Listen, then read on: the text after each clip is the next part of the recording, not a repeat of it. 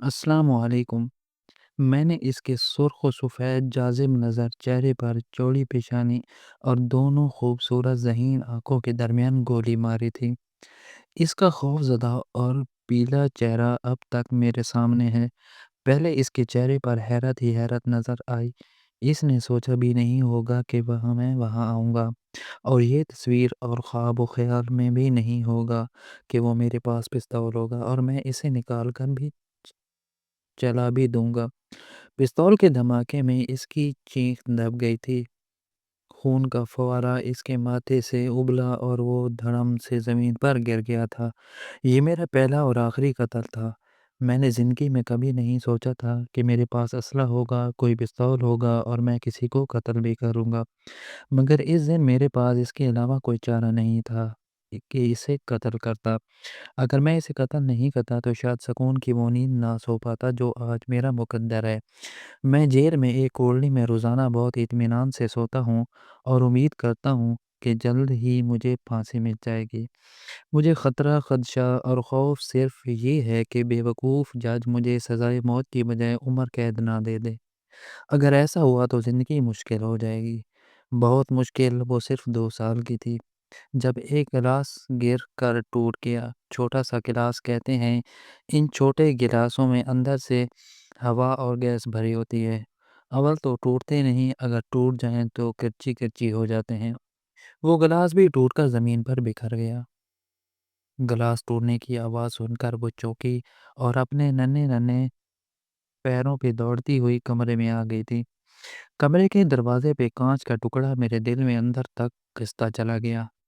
وہ مسلسل رو رہی تھی۔ بڑی مشکل سے ہم نے سیدھے پیر کی ایڑی سے شیشے کا ٹکڑا نکالا۔ وہ رو رو کر کے ہر آتے جاتے کو اپنی ایڑیاں دکھا رہی تھی۔ شروع میں یقیناً اس کے پیر میں درد ہو رہا ہوگا، اور جتنی تکلیف اس کے پیر میں ہو رہی تھی اتنا ہی درد مجھے ہو رہا تھا۔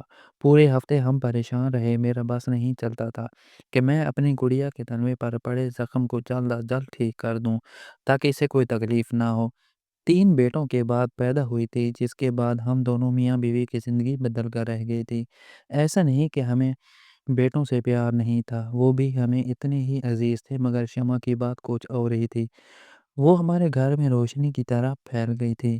ہماری زندگیوں میں اس نے رنگین بھر دیے تھے، پورے گھر میں جیسے کوئی نور کی بارش ہوگی جس نے شمع کے دل میں ہر اچھی بات کے لیے شوق کا جذبہ پیدا کیا۔ اس لیے ہم نے اس کا نام شمع رکھا تھا۔ شمع کی زندگی کا ایک ایک پل مجھے یاد ہے۔ ہم، ماں، باپ اور اس کے 3 بھائی ہر وقت اس کے آگے پیچھے گھومتے رہتے تھے۔ اس کی شرارتیں درگزر کرتے، اس کی بدتمیزی کو بھول جاتے، اس کی ضد ٹالتے نہیں تھے، اس کی فرمائش ضرور پوری کرتے۔ اس کی پسند سب کی پسند بن جاتی، اس کی ناپسندیدگی کا ہر ایک کو خیال ہوتا۔ ایسا لگتا تھا کہ ہم سب اس کے لیے کام کر رہے ہیں۔ ایسی تھی ہماری شمع بیٹی۔ شمع بہت ذہین تھی، اسکول میں خوب پڑھتی، اور عجیب بات یہ تھی کہ ہم سب کے بے جالہ پیار کے باوجود شمع بگڑی نہیں تھی۔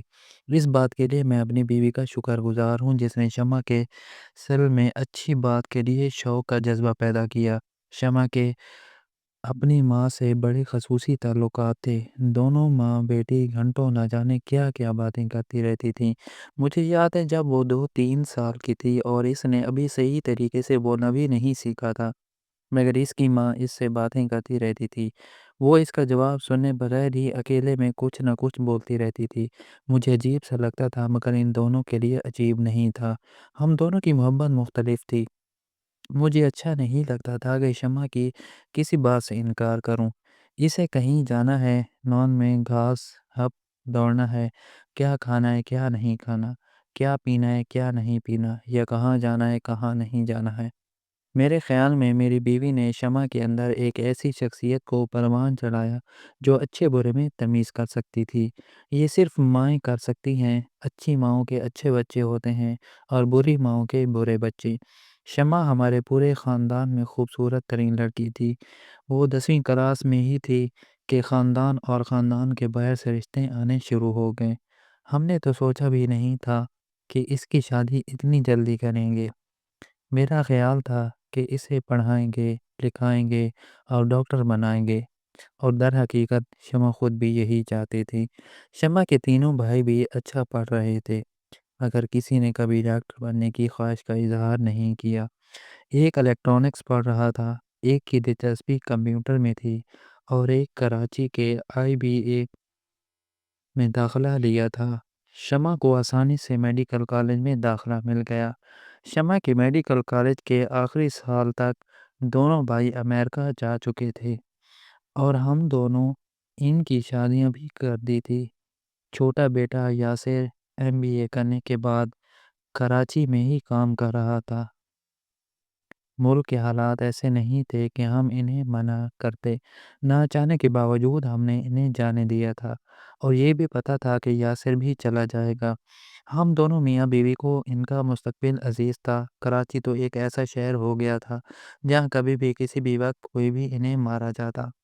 اگر انہیں مواقع تھے کہ وہ امریکہ جا کر محفوظ زندگی گزار سکیں، ترقی کریں، پھل پھول سکیں، آگے بڑھیں اور دنیا میں نام کمائیں، تو ہمیں کیا اعتراض ہو سکتا ہے؟ آخر ابا جان بھی تو دادا خاندان کے بہت سارے لوگوں اور پچی جائیداد چھوڑ کر پاکستان آ گئے تھے۔ اچھے مستقبل کے لیے تو ہی کرنا پڑتا ہے۔ پاکستان میں نہ تو قابلیت کی قدر تھی، نہ علمیت کو کوئی پوچھتا، اور نہ ہی پیشہ ورانہ مہارت کی وجہ سے ترقی ہوتی ہے۔ یہاں تو سفارش اور سیاسی تعلقات پر کام ہوتے ہیں۔ ایسے حالات میں اچھا ہی تھا کہ میرے بیٹے ملک چھوڑ کر چلے گئے تھے۔ ہمارا کیا تھا، ہم تو مر ہی جائیں گے، ہماری وجہ سے ہمارے بچے کیوں ترقی نہ کریں؟ میڈیکل کالج میں کا آخری سال میں شمع کے لیے آنے والے رشتوں میں ایک رشتہ ہم لوگوں کو پسند آ ہی گیا۔ پرویز اچھے خاندان کا پڑھا لکھا لڑکا تھا۔ خاندان کا بڑا کاروبار تھا جس کی وہ دیکھ بھال کر رہا تھا۔ رشتہ پکا کرنے سے پہلے میں بھی اسے مل چکا تھا۔ دیر تک باتیں ہوتی رہی۔ میں نے اس کو بتایا کہ شمع ایک ذہین لڑکی ہے، وہ ڈاکٹر بننے کے بعد آگے بھی پڑھنا چاہتی ہے، وہ کام بھی کرے گی، بیٹی کا باپ ہونا بھی مشکل کام ہے۔ ایک ایک لمحے پر دل دھڑکتا ہے کہ کہیں کچھ غلط نہ ہو جائے، خاص طور پر شادی کے بعد، کہ کہیں کچھ ایسا ویسا نہ ہو جائے، کسی ایسے بندے سے شادی نہ ہو جائے جو جگر کے ٹکڑے اور دل میں بسی چھپی بیٹی کے ساتھ کچھ ایسا کر بیٹھے کہ باپ زندگی بھر افسوس کرتا رہے۔ پرویز سے میں متاثر ہوا۔ اس کی شخصیت دلکش تھی، وہ پڑھا لکھا اور سمجھدار آدمی تھا۔ اس نے کہا تھا کہ اس کی بیوی مزید پڑھے یا کام کرے، اور اگر نہ بھی کرے گی تو اس کو کوئی مسئلہ نہیں، آج کل زمانہ بدل گیا ہے۔ انکل، کسی پڑھی لکھی لڑکی کو گھر کیسے بٹھایا جا سکتا ہے؟ کام تو کرنا چاہیے۔ میری طرف سے تو شمع مرضی، وہ کام کرے یا نہ کرے، جس میں اس کی خوشی اس میں خوشی ہو۔ میری خوشی اپنی جگہ بچاتی، اس سے بڑھ کر کیا بات ہو سکتی تھی کہ ایک پڑھا لکھا خوبصورت میری بیٹی کا طالب تھا اور میری بیٹی کی خواہشات کا احترام کرتا تھا۔ شمع کو پرویز بہت پسند آیا۔ اس نے بھی کسی خاص پسند کا اظہار نہیں کیا تھا۔ اس کا خیال تھا کہ ہم لوگ جو بھی فیصلہ کریں گے اس کے لیے اچھا ہی ہوگا۔ وہ اتنا اعتبار اور اس قدر محبت کرتی تھی۔ وہ ہم سے، اور کتنی بڑی ذمہ داری تھی ہماری کہ ہم اس کے لیے کوئی ایسا فیصلہ نہ کریں جس کے بعد لوٹنے کا کوئی راستہ نہ ہو۔ شمع کے ڈاکٹر بننے کے 8 ماہ بعد ہم نے اپنی پیاری بیٹی کی شادی پرویز سے کر دی۔ ہوٹل سے بیٹی کو رخصت کیا ہم لوگوں نے۔ شادی کے کچھ ہی دنوں بعد ہمیں پتہ چلا کہ پرویز کی ماں کو شکایت تھی کہ ہم نے اپنی بیٹی کو جہیز نہیں دیا۔ میں پریشان سا ہو گیا۔ یہ کیسی بات تھی؟ اپنی بیٹی کو خون جگر سے پالا تھا، ہم نے بہترین تعلیم سے اسے آراستہ کیا تھا، اسے اپنی حیثیت سے بڑھ کر جہیز دیا تھا، اسے پھر یہ شکایت مجھ پہ اثر ہوا تھا۔ مگر میری بیوی نے سمجھایا کہ یہ عورتوں کی باتیں ہیں، ساس وغیرہ ایسی باتیں کر دیتی ہیں۔ اچھی بات تو یہ تھی کہ ہماری بیٹی وہاں خوش تھی، اور پرویز کو شمع سے کوئی مسئلہ نہیں تھا، اور دونوں آپس میں محبت کرتے تھے۔ یہ اہم ہے، باقی باتوں سے کوئی فرق نہیں پڑتا۔ کاش یہ بات درست ہوتی، ہم نے اپنی بیٹی کو یہ بھی سکھایا ہوتا کہ اپنے سسرال میں اپنے شوہر، اپنی ساس اور سسر کی شکایتیں باتیں ہمیں بتاتی۔ کاش ہم نے اپنی بیٹی کو تعلیم کے ساتھ لڑنا بھی سکھایا ہوتا۔ ہمارے لاڈ پیار کے باوجود یہ لڑکی جو اپنے ماں باپ کو دکھ نہیں پہنچانا چاہتی تھی، اس کے ساتھ سسرال میں بیت رہی ہے۔ ہمارے دیس اور ہماری ثقافت ہمارے گھروں میں یہی ہوتا ہے۔ لڑکیاں بچیاں محض اپنے ماں باپ کی خاطر سب کچھ برداشت کرتی ہیں۔ انہیں ڈرایا دھمکایا جاتا ہے، زبانی طعن و تشویح کا نشانہ بنایا جاتا ہے، ان پہ تیزاب پھینکا جاتا ہے، انہیں جلا دیا جاتا ہے، انہیں مار دیا جاتا ہے، اور ہم کہتے ہیں کہ یہ ہمارے ہی اقدار ہے، روایت ہے، ثقافت ہے۔ ایسا کیوں ہوتا ہے؟ کیوں ہماری پڑھی لکھی لڑکیاں محض اپنے ماں باپ کی خاطر سب کچھ سہتی ہیں؟ جو ناقابل برداشت ہوتا ہے۔ شمع کے ساتھ کچھ یہی ہو رہا تھا جس کی ہمیں خبر نہیں تھی۔ پرویز کی ماں نے جو سلوک اس کے ساتھ کیا، اس کے بعد اس کی نندوں دیوروں اور یہاں تک کہ پرویز کا رویہ بھی خراب ہو گیا تھا۔ پرویز کو اعتراض تھا کہ وہ ہسپتال میں غیر مردوں سے باتیں کرتی ہے۔ شادی کے تھوڑے دنوں کے بعد ایک بار ہسپتال اسے لینے گیا تھا تو اسے یہ بھی پسند آیا کہ اس کے پروفیسر شمع سے بہت بے تکلف سی بات کر رہے تھے۔ اسے شکایت تھی کہ شمع کے ساتھ کام کرنے والے مرد ڈاکٹر اس سے بہت بے تکلف ہے۔ یہ باتیں تو ہم لوگوں کو بہت عرصے بعد پتہ چلیں۔ اس عرصے میں شمع کو حمل ٹھہر گیا تھا، جس کی ابتدائی خوشی تو بہت دھوم دھام سے منائی گئی، مگر حمل کے درمیان ہی پرویز اور اس کی ماں نے کہہ دیا کہ یہ بچہ پرویز کا نہیں ہے۔ ایک دن وہ اسے ہمارے گھر چھوڑ کر چلا گیا۔ ہم لوگوں کو تقریباً 2 ماہ بعد پتہ چلا، جب پرویز اس عرصے میں ایک مرتبہ بھی شمع سے ملنے نہ آیا۔ نہ جانے شمع ہم لوگوں سے الٹے سیدھے بہانے بناتی رہی، شاید اس امید میں کہ وہ ایک دن اسے لینے آئے گا، ساری باتوں کو بھول جائے گا اور اسے اپنے ساتھ لے جائے گا۔ ایک دن اپنی ماں کے سامنے نہ جانے کیسے وہ پھوٹ پڑی اور وہ سب کچھ اس کو بتایا جو کچھ اس کے ساتھ بیتی تھی۔ وہ جہنم میں رہ رہی تھی، ایک ایسی جہنم جو ہم نے اس کے لیے خریدا تھا، اسے تحفے میں دیا تھا۔ جس بیٹا کے پیروں میں چبھے ہوئے کانچ کے ٹکڑے نے میری نیند اڑا دی تھی۔ ہم سب حیران تھے، میں سو نہیں سکا تھا ایک پل بھی، کسی سے اتنی نفرت مجھے ہو جائے گی میں نے سوچا تک نہیں تھا۔ 3 دن کے اندر اندر میری بیوی ایک ایسی بوڑھی عورت بن گئی جیسے دنیا میں اس کے لیے کچھ نہیں تھا۔ میری نظر کے سامنے دیکھتے دیکھتے میں اپنی بیوی کو ہار گیا۔ مجھے اندازہ نہیں کہ وہ میری بیٹی سے اتنا پیار کرتی ہوگی۔ بچی کی پیدائش ہوئی، میں نے خود پرویز کے والد کو ان کے پوتی ہونے کی خوشخبری دی۔ انہوں نے کسی گرم جوشی کا اظہار نہیں کیا، کوئی مٹھائی کھانے کی فرمائش نہیں کی اور طلاق نامہ مل گیا۔ میری بیٹی جس کے تنوع میں لگے ہوئے شیشے کے ٹکڑے کو نکالنے میں خون کے آنسو رو دیا تھا، اس کے دل میں پرویز نے چھرا گھونپ دیا تھا اور میں اس چھرے کو نکال نہیں سکتا تھا۔ 3 دن کے بعد میری بیوی کو ایک یکا یک دل کا دورہ پڑا اور وہ دیکھتے ہی دیکھتے ہسپتال جاتے ہوئے دم توڑ گئی۔ مجھے پتا تھا کہ اسے شمع کا غم کھا گیا، وہ شمع کے آنسو، اس کا بکھرا ہوا چہرہ، ٹوٹا ہوا دل، لوٹا ہوا وجود اور ویران آنکھوں کا کرا برداشت نہیں کر سکی۔ مجھے ہی سب برداشت کرنا پڑا، میں ہی سب برداشت کرتا رہا۔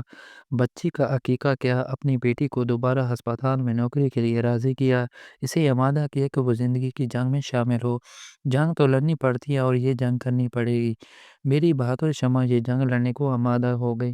اس نے ہسپتال میں کام شروع کر دیا، پاکستان اور باہر کے امتحان کی تیاری بھی شروع کر دی۔ وقت بڑا مرہم ہوتا ہے، زندگی ایک مسلسل تبدیلی کا کام ہے۔ جو بھی کبھی حیران کر دیتی ہے وہ پرویز کی زندگی سے نکل کر خوشی تھی۔ اس کے چہرے کی رونق بحال ہو گئی تھی، اس کا خیال تھا کہ وہ اعلیٰ تعلیم کے لیے لندن جائے گی۔ اس کی خوشی کے باوجود اس کے شیشے جیسے ٹوٹے ہوئے دل کی چیاں میرے سینے کے اندر میرے دل کے لہو لہان کرتی رہیں۔ ایک دن میرے بچپن کا دوست اپنے وسیم کا شادی کا پیغام لے کر آ گیا۔ وہ لندن میں ڈاکٹر تھا اور شمع سے شادی کرنا چاہتا تھا۔ سب کچھ جلدی جلدی ہو گیا، میرے سمجھانے پر وہ راضی ہو گیا اور وسیم کے بیٹے نیاز سے ملاقات کے بعد اس کا نکاح ہوا اور بچی کے ساتھ لندن چلی گئی۔ اب مجھے پتہ چلا کہ مجھے کیا کرنا ہے۔ اس وقت کا انتظار جب میری محبت کا حساب ہوگا، میرے درد کا شمار ہوگا، ان کرب ناک راتوں کا امداد ہوگا جو میری بیوی نے نہ جانے کیسے گزاری تھی۔ شمع کے جانے کے بعد مجھے پتہ چلا کہ پرویز کی دوسری شادی ہو رہی ہے، وہ لڑکی کی زندگی برباد کرنے جا رہا ہے۔ میں نے اسی وقت فیصلہ کیا کہ میں اس کو نہیں چھوڑوں گا۔ زندگی میں پہلی مرتبہ ایک انسان پر گولی چلائی اور اسے ختم کر دیا۔ اس دن مجھے پتہ چلا کہ لوگ قتل کیوں کرتے ہیں۔ وہ قتل مقتول سے نفرت کی بنا پر ہوتا ہے، وہ قتل محبت کے لیے کرتے ہیں، ایسی محبت جیسی مجھے شمع سے تھی۔ اللہ حافظ۔ میرے چینل الف لیلا کو سبسکرائب کر دیں جو اس چینل پر نئے ہیں۔